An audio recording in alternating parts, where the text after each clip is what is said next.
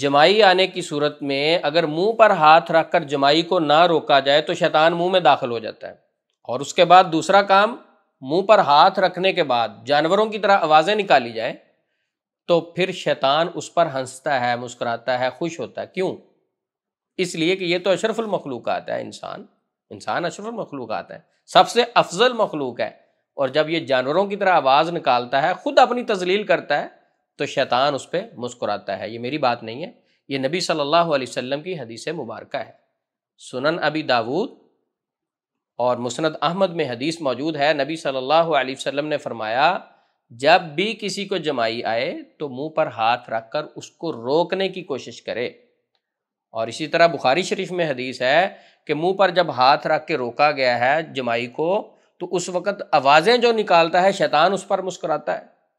تو لہٰذا یہ دیکھنے کو تو عمل بڑا چھوٹا سا ہے، لیکن اس کے بڑے بھیانک نتائج ہیں۔ جب ہم جمائی آنے کی صورت میں منہ پر ہاتھ رکھ کے اس کو روکتے نہیں ہیں تو کیا ہوتا ہے؟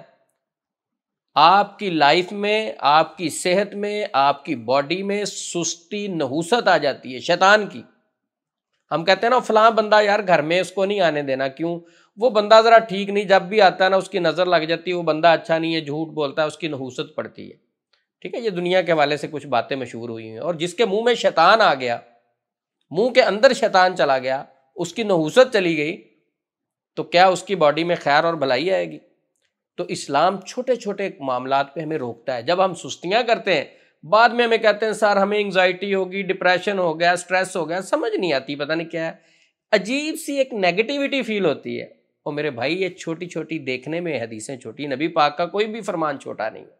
آپ صلی اللہ علیہ وسلم کی ذات اقدس اور آپ صلی اللہ علیہ وسلم کی فرامین پر تو ہماری جان بھی حاضر ہے، عمل کرنا تو بڑی چھوٹی چھوٹی باتیں ہیں، لیکن ہم یہ باتیں تو کرتے ہیں کہ جان حاضر ہے، لیکن جب عمل کی باری آتی ہے تو پھر تھوڑی سی ایک مسلمان میں سستی نظر آتی، کچھ مسلمانوں میں، سارے مسلمانوں کی بات نہیں کر رہا۔ تو لہٰذا جب بھی جمائی آئے، سستی کاہلی سے بچنے کے لیے منہ پہ ہاتھ رکھیں، اس کو روکیں۔ اگر آپ چاہتے نہیں مجھے سستی چاہیے، کاہلی چاہیے، نحوست چاہیے، تو پھر نہ کریں نبی پاک صلی اللہ علیہ وسلم کی حدیث پر عمل، پھر آپ کی مرضی ہے۔ آپ صلی اللہ علیہ وسلم سے پیار کرنے والا تو ہر کام نبی صلی اللہ علیہ وسلم کے طریقہ مبارک پہ کرتا ہے، جو آپ نے ہمیں سکھایا۔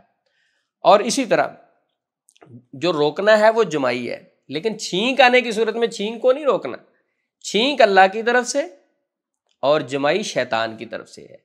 جب جمائی آتی ہے تو اس صورت میں نحوست، سستی آتی ہے، جب چھینک آتی ہے تو برین میں تر و تازگی آتی ہے، سٹریس ختم ہوتا ہے، برین فریش ہوتا ہے، فاسد مادے برین سے ختم ہوتے ہیں، نکلتے ہیں۔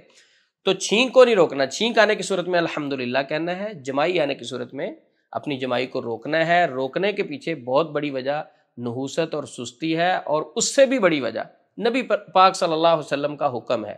تو جس معاملے میں نبی پاک کا حکم آ جائے تو اس کو مسلمان کو فالو کرنا چاہیے۔ تو لہٰذا یہ چھوٹی سی ایک حدیث آپ کو پیش کی ہے، ہر مسلمان کو چاہیے کہ وہ اپنی زندگی کو اس کے مطابق ڈھالے اور اپنی لائف میں سستی اور یہ اس طرح کی نحوستوں کو ختم کرے۔